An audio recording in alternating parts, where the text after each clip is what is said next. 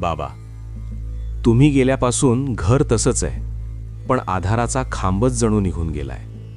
दार अजूनही तुमच्याच वाटेकडे पाहतं, खुर्चीवर तुमची सावली अजूनही बसलेली भासते, आणि तुमचा आवाज, काळजी घे रे, कानात सतत घुमत राहतो.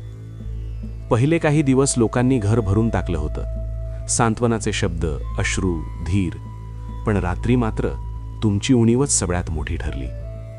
सकाळी उठल्यावर आता कोणी विचारत नाही, काही खाल्लेस का?